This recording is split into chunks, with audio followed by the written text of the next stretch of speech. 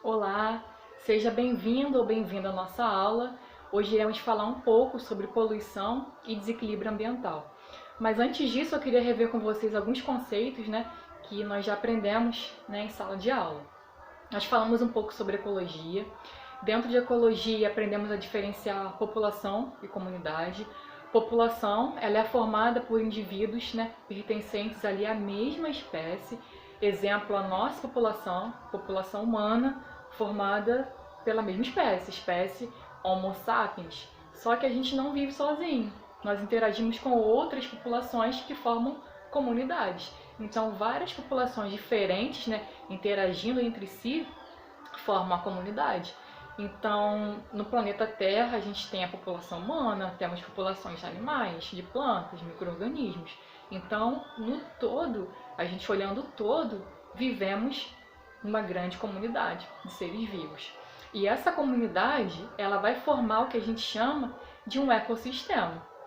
E nesse ecossistema, vários fatores podem interferir no comportamento, na reprodução, na alimentação desses seres vivos. E esses fatores que influenciam são fatores não vivos, que a biologia classifica-os como fatores abióticos. Exemplo, temos a salinidade, o pH, a temperatura, a pressão. Então, todos esses fatores vão interferir diretamente nas relações que acontecem com os fatores vivos, que são chamados de fatores bióticos. E é aí que, para esses fatores, bióticos, fatores vivos, se manterem funcionando e funcionais no ecossistema, eles precisam se alimentar. E os produtores, aí a gente já vai entrar em outro conceito, de cadeia alimentar, são organismos fotossintetizantes que estão na base das cadeias alimentares. Por que eles estão na base? Porque eles têm a capacidade, gente, genial de captar a energia luminosa e convertê-la em energia química, através da luz, captando água do meio ambiente e sais minerais. Por exemplo, a gente tem aí as plantas que fazem, que realizam a fotossíntese, temos algumas bactérias também, temos as algas, temos os fitoplânctons, que vão disponibilizar esse alimento para os demais animais e seres vivos. Então, na base da cadeia alimentar temos os produtores ou fotossintetizantes, que pertencem ao primeiro nível trófico.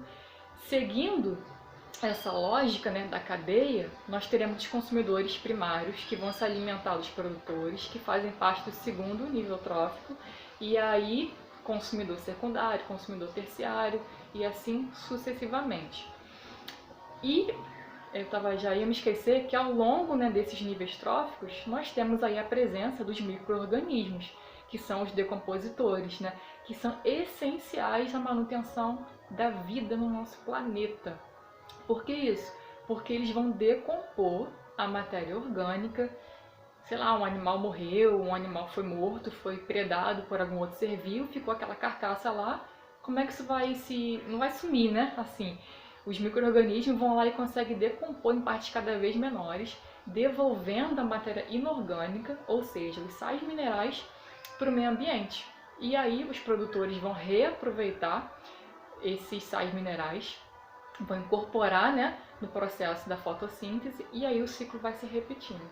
Só que no meio ambiente, imagina, um ser vivo ele pode se alimentar de plantas, dos produtores, de um fruto, de uma raiz, por exemplo, e esse mesmo ser vivo ele pode também se alimentar de um animal, Então ele tem uma fonte vegetal e uma fonte animal no seu hábito alimentar.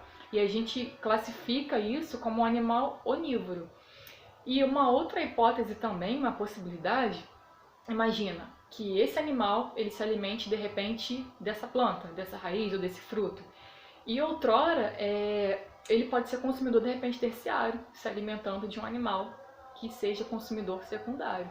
Então, nisso a gente observa que não existe, na verdade, uma cadeia acontecendo, e sim uma teia, uma mistura de várias cadeias acontecendo normalmente, no meio ambiente. Então, desequilíbrios podem acontecer nessa cadeia, nessa teia, no meio ambiente de modo geral. E qualquer desequilíbrio que aconteça Normalmente, né, ele é provocado muitas das vezes pelos seres humanos, algumas catástrofes também, só que o ser humano tem a capacidade de interferir muito diretamente, né, no meio ambiente. E aí a gente entra no conceito de poluição. Poluição significa o quê? Qualquer alteração que aconteça no meio ambiente, normalmente causada pelo acréscimo de alguma substância. Sem a poluição, os micro-organismos eles conseguem degradar a matéria normalmente. Por exemplo, um esgoto doméstico, que é formado por matéria orgânica, os micro-organismos, como as bactérias, por exemplo, elas têm a capacidade, como eu falei para vocês ainda agora, de decompor essa matéria orgânica em matéria inorgânica naturalmente. Então aí a gente tem um processo, né, biodegradável. Só que nem tudo elas conseguem degradar. E aí a gente tem como exemplo, né, dentro de poluição existem vários tipos de poluições. Eu quero me atentar com vocês à poluição, principalmente no ambiente aquático, agora. E aí temos a poluição sonora, a poluição da água, a poluição visual, a poluição solar, né, que é a poluição do solo. E aí esses micro-organismos não conseguem degradar algumas matérias, por exemplo, algumas substâncias, na verdade, que são um exemplo que eu quero dar para vocês dos metais pesados, principalmente como chumbo e mercúrio. E esses metais, por não serem degradados, né, com tanta facilidade ou muito pouco por esses micro-organismos, eles vão passando ao longo das cadeias e teias alimentares para os organismos do nível seguinte. Então, automaticamente, se vai passando de um nível para o outro, acontece um acúmulo cada vez maior desse metal para aquele animal que está no topo da cadeia. Normalmente quem está no topo da cadeia é quem? O ser humano. É bem provável que esteja, porque a gente vai lá, a gente consome uma carne de um animal, de um peixe, por exemplo, de um animal aquático, um camarão, enfim. E aí, se não soubermos a fonte, né, ou não cuidarmos do nosso meio ambiente como deve, a gente pode estar consumindo aí esses metais pesados, que são altamente contaminantes e prejudiciais à nossa saúde. Eles podem causar câncer, eles podem causar doenças degenerativas, podem destruir alguns neurônios e quando isso acontece pode ser irreversível. A gente aí pode ter prejuízos, né, na nossa memória, prejuízos na nossa coordenação motora, tudo porque aconteceu uma coisa lá embaixo e uma hora a conta chega pra gente, tá? Então, esse é o nosso vídeo, recapitulando alguns conceitos que nós vimos. E esse acúmulo de substâncias dentro da cadeia é chamado de magnificação trófica, ou biomagnificação, ou bioacumulação. Tá bom? Espero que tenham gostado dessa aula. Qualquer dúvida podem mandar mensagem, né, aqui pela plataforma. E é isso. Até a próxima aula, até o próximo encontro. Um beijo, espero que estejam todos bem. Tchau, tchau.